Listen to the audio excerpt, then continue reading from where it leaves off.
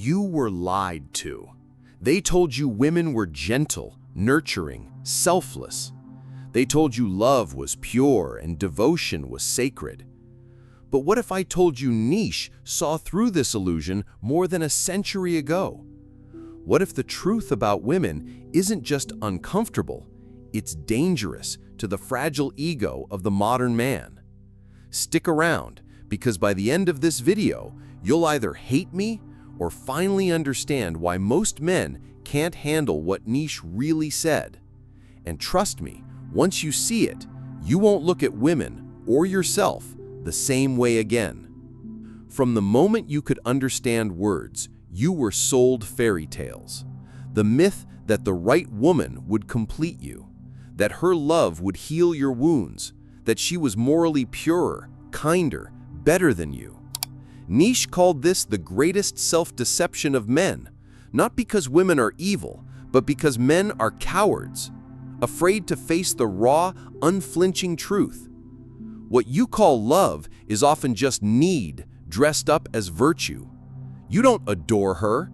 You adore what she represents: validation, purpose, a way to escape your own inadequacy. And here's the twist: she knows it. Nietzsche didn't hate women. He hated the lies men spun about them, the lies that turned them into angels or into monsters, but never allowed them to simply be human. Think about it. Why do men crumble when a woman leaves? Why does her rejection feel like a death sentence on your worth? Because you handed her the gavel. You made her your judge, your savior, your mirror. And when she walks away, the illusion shatters, leaving you face to face with the cracks in your own psyche. Nietzsche warned us, when you gaze long into the abyss also gazes into you. But modern men? They'd rather gaze at their own reflection in a woman's eyes than confront the abyss inside themselves. Here's the brutal truth you've been avoiding. Women aren't your redemption. They're not your therapists, your moral compass, or your cosmic reward for being nice. They are players in a game older than civilization itself, a game of power, survival, and calculated influence. While men were busy building empires, women mastered something far more subtle: the empire of emotional leverage. Not because they're naturally manipulative, but because history gave them no other choice. With no swords, they wielded silence. With no authority, they perfected persuasion. And men today? They're still blind to it because admitting it would mean admitting they've been the ones getting played. You say you love her, but what you really love is the way she makes you feel. Seen. Chosen. Enough. That's not love. That's addiction. And like any addict, you'll rationalize, bargain, and debase yourself just to keep the high. Nietzsche saw this centuries ago. He wrote, "The demand to be loved is the greatest of all arrogant presumptions." Yet men still kneel at the altar of female approval, begging for scraps of affection and calling it devotion. But here's the uncomfortable question no one wants to ask. What if she isn't your salvation, but your test? And what if most men are failing? Let's shatter another illusion, the myth of female innocence. That wide-eyed gaze, that gentle touch, that sudden vulnerability you call purity. Nietzsche called it power. Because while men flex muscles and flaunt wealth, women mastered the art of strategic surrender. They don't conquer, they invite conquest. And in doing so, they dictate the terms. Think about it. Who really controls intimacy? Who sets the pace of commitment? Who holds the power to devastate you with a single cold glance? You call her emotional. Nietzsche would call her a tactician of the heart. And here's where modern men implode. They mistake a woman's adaptability for weakness. They see her empathy and assume it's submission. Big mistake. Empathy is radar. It tells you exactly what you crave, what you fear, what strings to pull. While you're busy protecting her, she's reading you like an open blueprint. Nietzsche warned us, in revenge and in love, woman is more barbaric than man. But this isn't about revenge, it's about realism. The moment you realize her tenderness isn't weakness, but weaponized understanding, that's the moment you stop being a pawn in a game you didn't even know you were playing. Now comes the hardest pill to swallow. You were never in control. Not when you paid for dinners, not when you played the provider, not even when she whispered, "I need you." Because need isn't surrender, it's negotiation. And men? They've been negotiating with their own delusions. The delusion that her tears mean she's broken. They don't. They mean she's communicating. The delusion that her submission means you've won. It doesn't. It means she's choosing. Nietzsche put it bluntly, everything about woman has one solution: pregnancy. Strip away the shock value and you'll see his point. Biology is strategy. And men who ignore this truth will keep losing, not to women, but to their own blindness. So where does that leave you? At a crossroads. You can cling to the fairy tales, pretending women are either angels or demons, or you can do what Nietzsche demanded, see clearly, not to resent women, but to respect the game. Let's cut deeper. You've been taught that vulnerability is strength, that opening your heart makes you noble. Nietzsche would laugh at this modern weakness. Real strength? Seeing the game for what it is and choosing to play it consciously. Women don't respect vulnerability. They respect controlled vulnerability. The man who shares just enough to create intimacy, but never enough to lose power. That's the brutal truth modern psychology hints at but dares not say aloud. Think about the tests women give men: silence, jealousy, withdrawal. She's not being cruel, she's being evolutionary. These are the same tests women have used for millennia to separate the strong from the weak. The man who chases after her when she pulls away, he fails. The man who remains grounded, unmoved, he passes. Nietzsche understood this primal dance when he wrote, "The woman's whole nature is a solution to the problem of how to take the weak position in appearance while actually being strong." Modern men collapse under these tests because they've been brainwashed by romance novels and Disney endings. They think persistence equals devotion. It doesn't. It equals neediness, and neediness is the ultimate repellent. But watch what happens when a man truly internalizes this. He stops fearing a woman's moods. He stops interpreting her behavior as a verdict on his worth. That's when the power dynamic flips, not through domination, but through self-containment. Here's what Nietzsche really meant about women. They are the ultimate reality check. When a man makes a woman his purpose, he's already lost. But when he makes self-mastery his purpose, that's when he becomes undeniable. Not because he learned tricks, not because he manipulates, but because he finally understood the oldest truth of all. The only love worth having is the love given freely to a man who doesn't need it to feel complete. Now let's talk about the dating landscape today. It's a minefield of unspoken power dynamics most men don't even see. And Nietzsche saw this coming, that civilization would soften men while sharpening women's instinctual edge. While men were busy building comfortable lives, women maintained their ancient survival skills, reading micro-expressions, detecting neediness, sensing power shifts in a single glance. This isn't conspiracy. It's evolutionary biology, refined over centuries of necessity. Here's what no one tells you. Every romantic interaction contains a hidden negotiation. When she asks, "What are you thinking?" she's not just making conversation, she's probing for emotional leverage. When she withdraws affection after an argument, she's not being petty, she's demonstrating her ultimate power: selective access.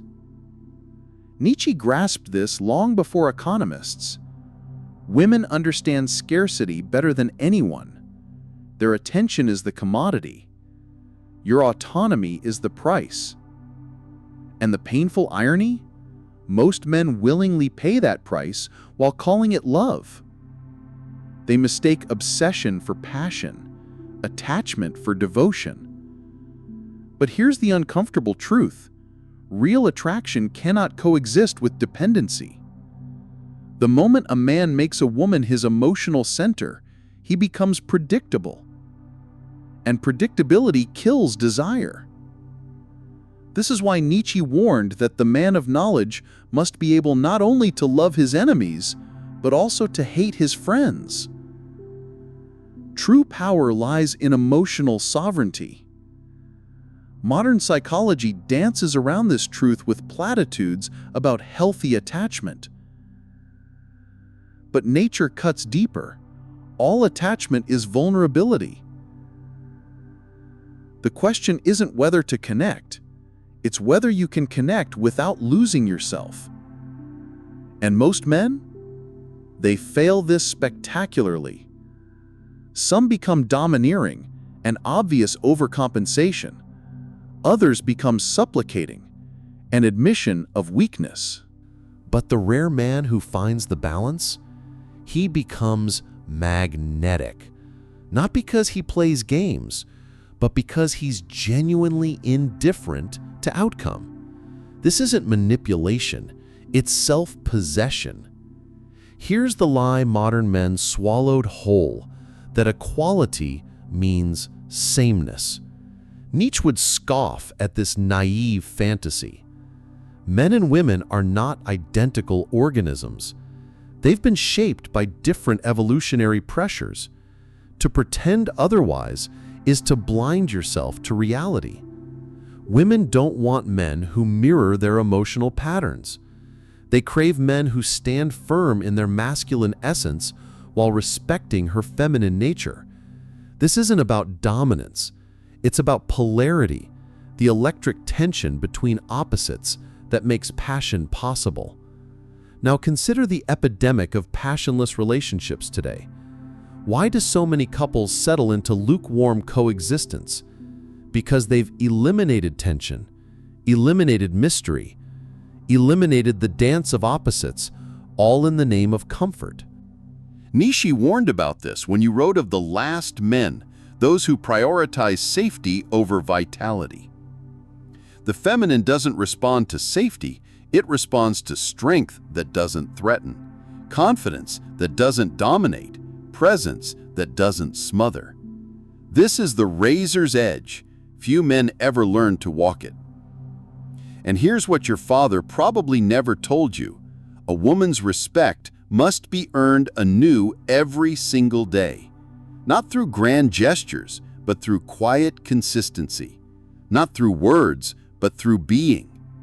The man who understands this stops trying to prove himself. He simply becomes undeniable.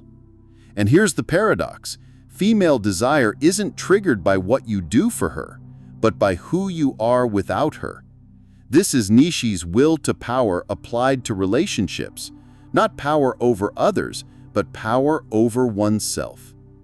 The tragedy of modern romance is that men seek completion where they should seek complementarity. They want a woman to fill their voids instead of matching their wholeness, and this guarantees dysfunction. Nietzsche saw this when he wrote, "It is not a lack of love, but a lack of friendship that makes unhappy marriages." But friendship here doesn't mean cozy platonic comfort. It means mutual respect between two self-contained individuals who choose each other daily, not out of need, but out of desire. But friendship here doesn't mean cozy platonic comfort. It means mutual respect between two self-contained individuals who choose each other daily, not out of need, but out of desire. Now let's talk about the so-called nice guys. They're not actually nice, they're calculating. Nietzsche saw through this centuries ago, long before psychology coined the term covert contracts. These men don't give selflessly, they give transactionally. Every favor, every kind gesture comes with a hidden scorecard. I was nice, so you owe me. And women always sense it. That's why genuine kindness attracts, while covert contracts repel. The modern dating crisis stems from this collapse of true masculinity combined with a failure to understand authentic femininity. What did we create? Generations of men who fall into three categories. 1. Aggressive and domineering, mistaking force for strength. 2. Passive and apologetic, mistaking weakness for kindness. And 3. The worst combination of both, manipulative and resentful. Nietzsche's solution was clear. Transcend the false dichotomy. Become the man who can be both gentle and unshakable, compassionate and boundaried. Not a performance, but an integrated whole. This isn't about changing who you are. It's about becoming who you're capable of being. Women don't want perfect men. They want real men, flawed but authentic, strong but still evolving. The tragedy is that most men are so terrified of rejection, they never show their true selves. They either perform alpha posturing or beta supplication. Both are inauthentic. Nietzsche called this living beneath oneself, the greatest sin against your potential. Because here's what no one tells you. A woman's ultimate test isn't about your income or your status or your muscles. It's about your congruence. Do your words align with your actions? Does your outer life match your inner reality? That congruence, or lack thereof, determines more about your romantic success than any pickup technique ever could. Women have a sixth sense for incongruence, which is why fake it till you make it always fails in the long term. The real path forward isn't about learning tricks to manipulate women. It's about cultivating the discipline to master yourself. Not to become perfect, but to become integrated. This is what Nietzsche meant by become who you are. Not a polished persona, not a mask, but your fullest, most authentic expression. Ironically, that's also what makes a man irresistibly attractive. Not because he's trying to be, but because he's finally stopped trying to be anything other than himself. Now let's address the modern man's greatest addiction, female validation. Nietzsche saw this sickness even in his own time. Men measuring their worth by women's approval, like emotional junkies chasing their next fix. Here's the brutal truth. Validation is the opposite of respect. The more you crave her approval, the less she'll admire you. And it's not cruelty, it's human nature. We value what we have to earn, not what throws itself at our feet. This explains a paradox you've probably noticed. The men who care least about getting women tend to attract them most, not because they're playing hard to get, but because they are hard to get, consumed by missions greater than romance. Nietzsche called this having a why that can bear any how. When a man's purpose transcends his relationships, he becomes magnetic, not as a tactic, but as a side effect of living fully. The tragedy is most men discover this too late, after years of contorting themselves to fit what they think women want. They become human chameleons, changing colors for every new partner until they don't even recognize themselves. Nietzsche warned about this betrayal of self when he wrote, "No one can build you the bridge upon which you must cross the river of life, no one but you alone." This is the secret that both elite performers and ancient philosophers understood. Women are most drawn to men who have something more important than women in their lives, not as a trick, but as an existential reality. That's why the greatest lovers in history were always men of substance, artists, warriors, thinkers, builders. Not because they memorized dating advice, but because they were too busy creating to obsess over approval. The path forward isn't pickup lines, it's self-overcoming. Not the destruction of desire, but its transformation into something greater. The man who achieves this doesn't chase women, he attracts them, precisely because he no longer makes them the center of his universe. And here's the final illusion to kill, that love should be easy. Nietzsche would call this the ultimate decadence, the belief that anything worth having shouldn't require struggle. Real connection isn't born in comfort zones. It's forged in challenge and growth. Women don't want a man who makes life easier. They want a man who makes life more meaningful. That's why the greatest romances in history weren't about coddling each other. They were about mutual elevation. Modern men confuse oversharing with intimacy, weakness with authenticity. But Nietzsche saw it clearly. True strength isn't hiding your emotions, it's mastering them. A woman's attraction isn't static, it evolves in response to your ongoing evolution.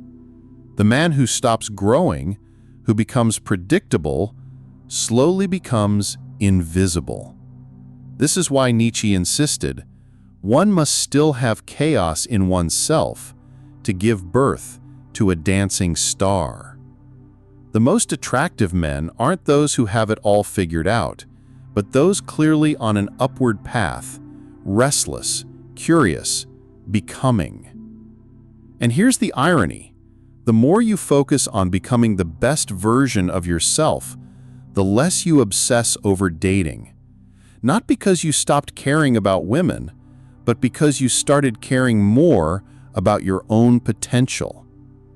That's the great inversion, moving from need-based relationships to choice-based connections, from I'm with you because I need you, to I choose you because I want you. And that shift changes everything, not just your love life, but your entire existence. Because in the end, Nietzsche's message is simple. Become who you are, then have the courage to stand by it. The rest is commentary.